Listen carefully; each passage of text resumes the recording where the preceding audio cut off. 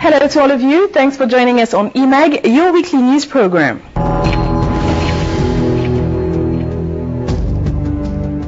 This week, as the Murid community has just celebrated the Great Magal of Touba, we'll be coming back on the importance and meaning of this pilgrimage.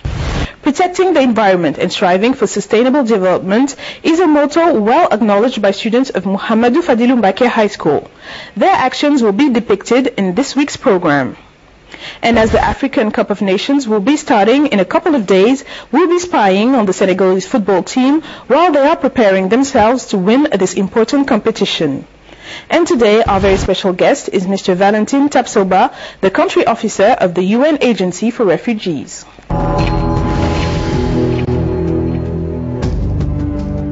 This week, there were thousands of Senegalese disciples coming from all regions of Senegal and abroad to rally the holy city of Touba, thus commemorating the return of exile of Sheikh Ahmadou Bamba. An opportunity for us to take a look at the life of this religious guide, his teaching and the meaning of the Magal. Seydina Alunjigo tells us more.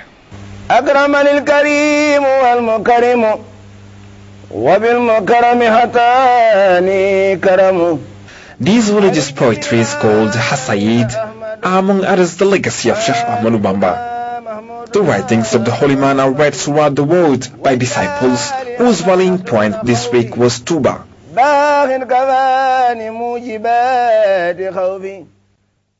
There were millions to crowd to the religious city, paying tribute to their guide.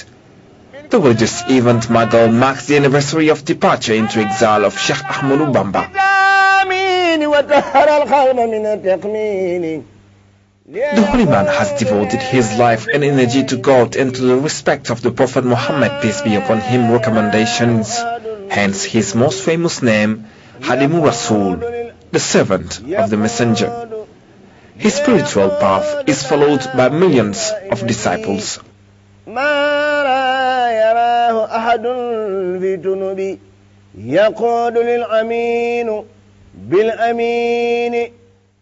The legacy of Sheikh Ahmadou Bamba Hadimu Rasul has been carried forward by his sons and grandsons for decades. Today the brotherhood is led by Serine Sheikh Sidi Mokhtar Mbake, who is like his predecessors, a model of piety. Protecting the environment is an initiative dear to students of Muhammadu Fadilu Mbake High School.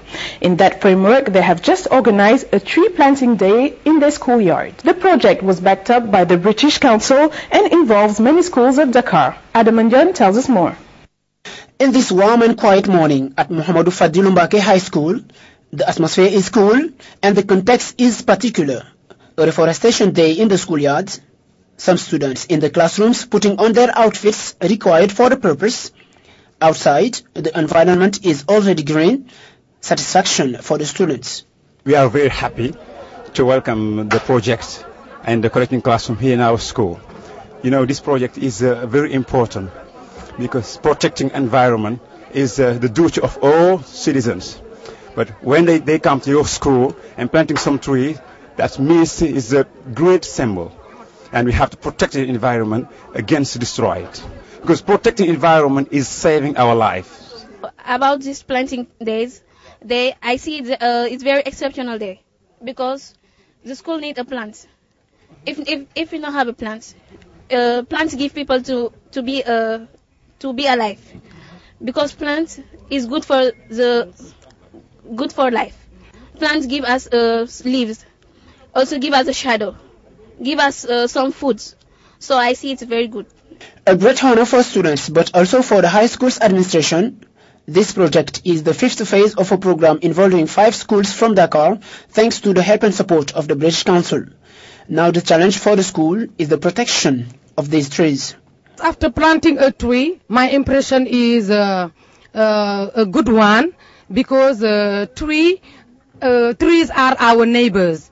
They give us oxygen, which is vital for our life. They give us also food through fruits, and the roots are useful also. Everything in the tree is useful. From now on, it will be possible for the directors of high schools and junior high schools to create green spaces in the compounds of their structures, what will largely contribute to the protection of the environment. Let us now shift to sports. The African Cup of Nations will be held in a couple of days.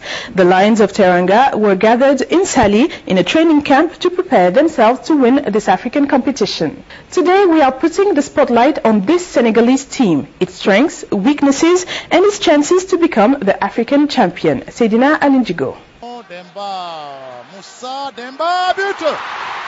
Senegal-Sudan 1-0. Games follow and resemble one another for the Lions. A dynamic which had an interruption only against Cameroon.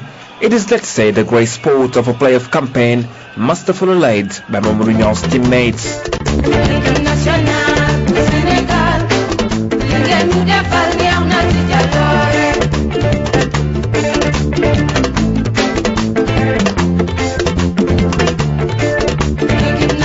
En route to the 28th edition of the African Cup of Nations, the training camp started earlier this week in Sali. Relaxation for the team.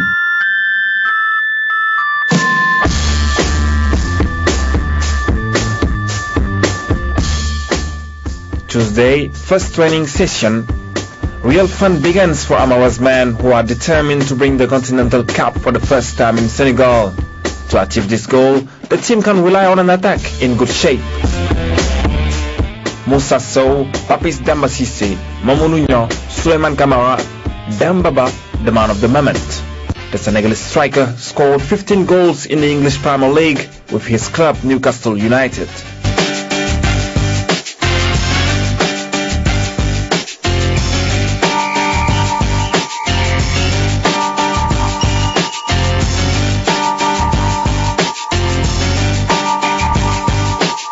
The other compartments of the team are also made up of talented and experienced players, despite some imperfections that Amara Traoré will try to correct during the last exhibition match of Senegal before the competition. It will be against Kenya.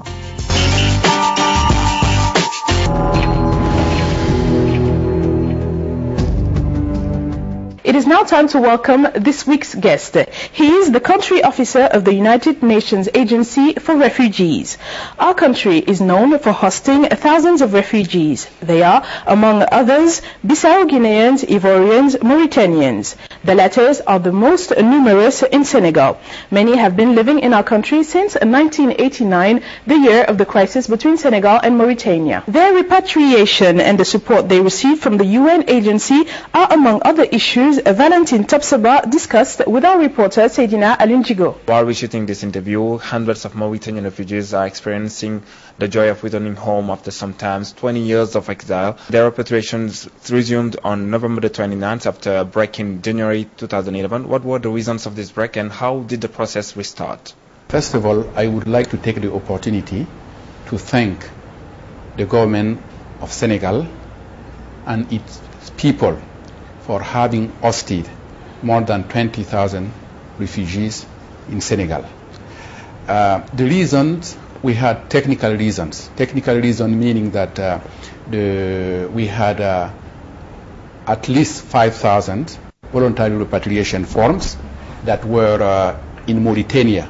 We sent them to Mauritania, and the Mauritanian government would like to verify, to make sure that people who will be repatriated to Mauritania are really Mauritanians, and also would like to check on their villages and so forth. This is why we put an hold so that this verification could be completed before we could proceed. For many Mauritanians, the repatriation is sometimes synonymous with sacrifice, given the fact they were able to rebuild their lives here in Senegal. Can you tell us more about the policies implemented for those who don't want to leave our country? Yes, you know, we have 3 durable solutions. The first one is repatriation, and this is what really UNHCR we are emphasizing on. We would like people to go back to their home country and help the country rebuild the country for good development. Absolutely. But the second element, durable solution, is resettlement. But resettlement, we don't have the possibility of resettling many people because this is subject to the donor country, those who would like really to get these people out of the country of asylum and the country of origin. Then we have local integration. Local integration meaning that the country of asylum, like Senegal, would open its doors, its hearts, and so forth to receive these people to live here next to the host community and live in harmony, in peace. That's what you call the local integration. Okay. I suppose that they are not only Mauritanians who have the status of refugee here in Senegal. What are the other nationalities? We have more than 22,000 refugees. The majorities are from Mauritania. But in addition to that, we have, for example, Ivorian refugees. We have refugees from DRC, Congo. We have refugees from Congo, Brazzaville. We have also refugees from Guinea, refugees from Liberia, refugees from Algeria, and so forth. So these people, we have to make sure that we are taking care of them, making sure that they get shelter, making sure that they get education, making sure also that they get health care. We have a program, annual program, and we have to submit to our executive board our budget, and making sure also that we have to advocate, because these funds are voluntary funds. We don't produce anything, we don't sell anything to get funds.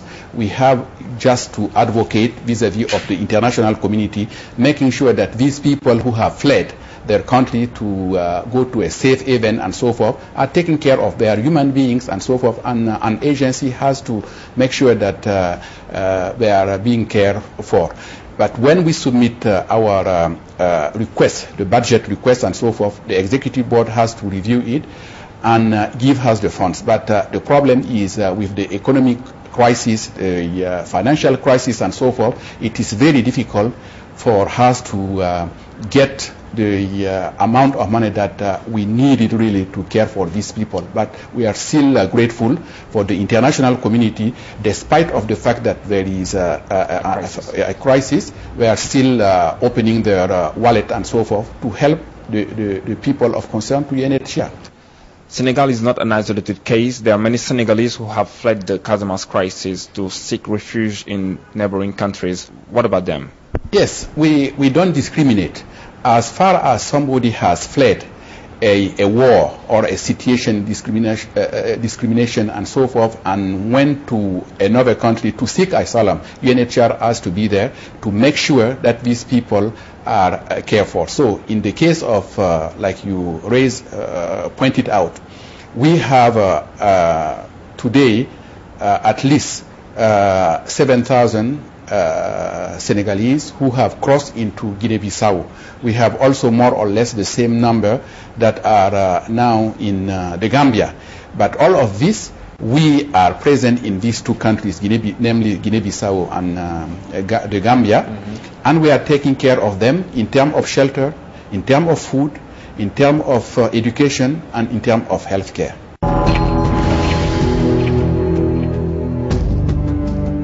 It is now time for this week's International News Roundup. Since this video was posted on YouTube, it has received thousands of hits. The footage of U.S. Marines urinating on the corpses of Taliban fighters has caused outrage in Afghanistan. All Muslims condemn this act by foreign soldiers urinating on the bodies of the Taliban. It is offensive to Islam and the international community. We want the Human Rights Commission to investigate this foul act and arrest the perpetrators. The soldiers who urinated on the bodies of dead Muslims have committed a crime. Because of this crime, they should leave the country. We don't want foreign troops on our soil. They must leave. The origin of the video is unknown, but a Marine Corps official said that at least 2 of the soldiers in the video had been identified. The U.S. military has condemned the video and opened a criminal investigation. This is a despicable picture, and therefore the immediate reaction is obviously that we are looking into it for whoever is responsible. Embarrassed by the scandal, Washington has tried to mollify the Afghan government. We will continue to support efforts that will be Afghan-led and Afghan-owned to pursue the possibility of reconciliation and peace. The Taliban have denounced the video, but said it would not affect negotiations with the United States. However, relations between Afghans and U.S. troops, at best fragile, could be weakened further by the video, destroying hopes of a U.S. withdrawal from the country on good terms. The body of Gilles Jacquier, the French journalist killed on Wednesday in Homs, was brought home to France early Friday morning. Although Syrian authorities announced they started an investigation on the circumstances of his death, a French source close to President Sarkozy said he was skeptical. The source suspects this is pure manipulation by Syrian authorities, who are seeking to discourage international media and discredit the insurgents. The suspicion is only reinforced by defections among Arab League observers on mission in Syria. Anwar Malek, an Algerian observer, was first to take a risk and denounce what he called a masquerade. He says crimes are being committed continuously in Syria, prisoners are tortured and no one has been released. The tanks are hidden when observers pass, then redeployed. I cannot rule out that Syrian intelligence may hurt me. I cannot rule it out. Because Syrian intelligence, which kills its own people, can retaliate against anybody. If anything happens to me, the Syrian intelligence will bear the full responsibility. For Anwar Malek, the Sudanese general who leads the mission is only maneuvering to avoid the regime's and the opposition forces' wrath. Mohammed Al-Dabi says the statements made by the former member of his team are unfounded. He was in a hotel for 6 days and claimed that he was ill and left Damascus for Doha immediately afterwards without even taking his official return ticket that was issued by the Syrian state for our envoys here. He went to Al Jazeera straight afterwards to say what he had said. The Secretary General of the Arab League, who is waiting for an official report to be submitted on the 19th of January, had affirmed earlier that General Al-Dabi's assessments were extremely worrying. After Venezuela and Nicaragua, Iranian President Mahmoud Ahmadinejad went to Cuba and Ecuador Thursday on the last leg of his tour of Latin America. He came here in search of diplomatic support because Iran is under the threat of an embargo on its oil exports due to its nuclear ambitions. The 4 countries Ahmadinejad visited are all known for their positions against American politics, including 2 oil-exporting countries, Venezuela and Ecuador. That report concluded that Iran was developing nuclear weapons, something that Iran has always denied, and we believe the Iranian government. What was that report based on? On direct observation? On primary sources? No, on secondary sources. The secret services of the countries that have always tried to isolate, to apply pressure. So the United States and Europe are threatening Iran with new sanctions, but Ahmadinejad said Iran would resist the pressure and denied it was trying to develop nuclear weapons. The nuclear question is a political excuse. All of them know that Iran isn't looking to build nuclear bombs. The influential Speaker of Iran's parliament, Ali Larijani, went to Turkey Thursday, where he said his country stood ready to negotiate with the 5 permanent members of the UN Security Council over their nuclear concerns.